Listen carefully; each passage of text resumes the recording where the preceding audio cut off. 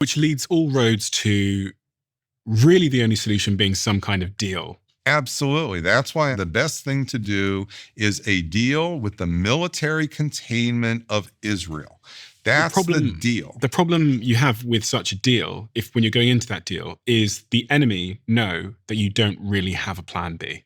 You don't have a good plan B. That's right. And so your negotiation position is very weak. That's why they're going to keep their 3.5% enriched uranium no matter what. The problem we face here is if we were ever going to get the 3.5% enriched uranium to go away, we should never have ripped up the Obama nuclear deal by Trump in 2018. They've been developing ever since. The Biden administration, Trump one couldn't figure out how to stop the enriched uranium by Iran. Biden couldn't figure out how to stop it. Trump now has been trying to figure out how to stop it. And you know what? It's not stoppable.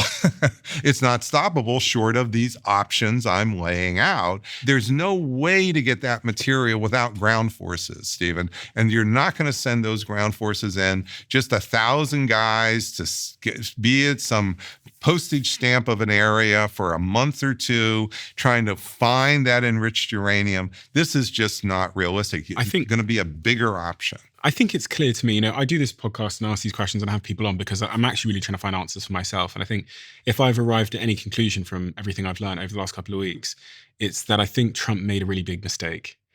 And that mistake probably started when he ripped up Obama's deal. That's right. But it's clear that Fordo was the really, really big one. I think he's stuck.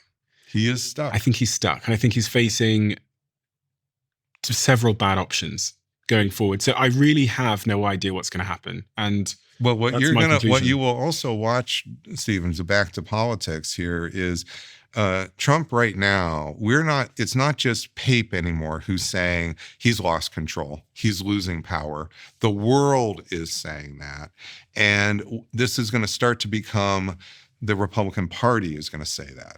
And what this is going to do is it's going to incentivize Trump even more, probably to become more belligerent, not to become calmer. So as Trump is becoming the lamest of lame ducks going forward, because it's evident he's losing power.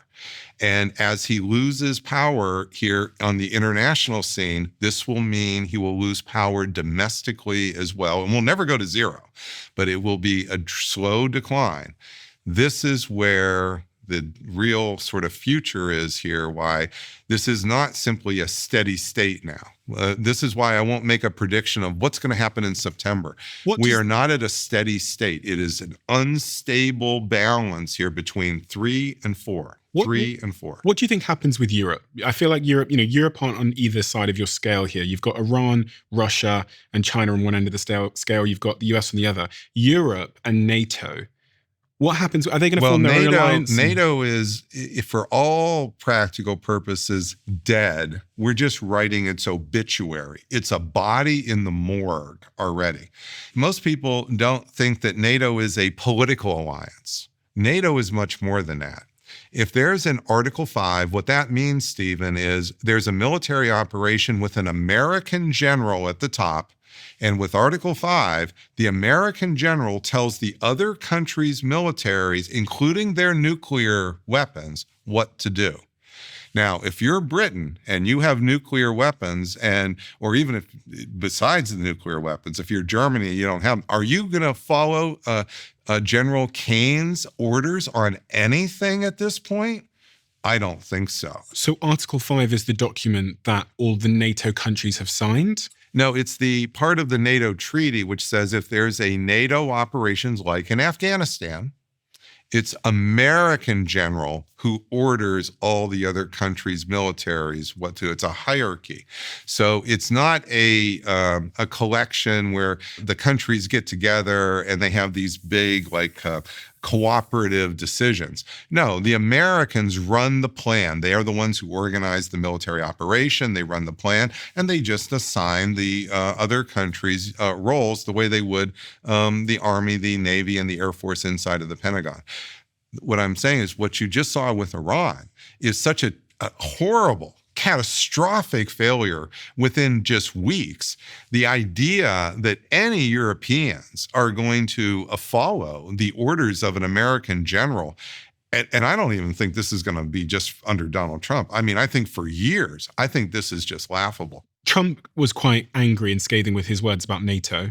He said it's a paper tiger and referred to them as cowards. And as we've been sat here today, you might be aware that NATO were meeting with Trump today in Washington, D.C.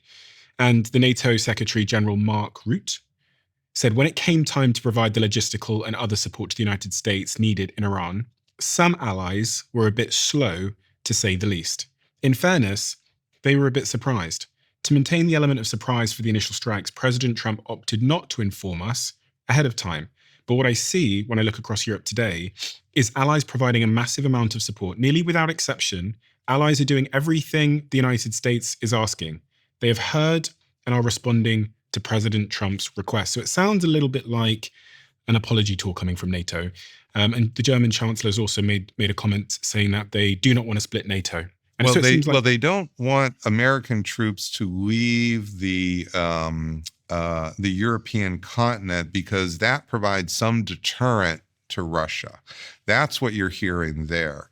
But NATO was always had an anchor. Remember we talked about anchors? The anchor in NATO was America's protection of European security. What you're seeing when President Trump creates a problem, a catastrophe for the world, and says he won't send American forces into the Strait of Hormuz, but he wants the Europeans to send their forces into the Strait of Hormuz. This is the opposite of protection. He's making NATO countries or European countries vulnerable, and they're reacting to that by saying, we won't do it. According to diplomats, NATO Secretary briefed member capitals today that Trump is demanding concrete commitments within the next few days from NATO to help to secure the Strait of Hormuz. Which would only make sense if you were doing phase 3, the ground operation. So you cannot secure the Strait of Hormuz only with air power. If we could, we already would. You can't secure it only with naval power. If you could, we already would. We have a much bigger Navy, much bigger air forces than any of those countries individually or even combined.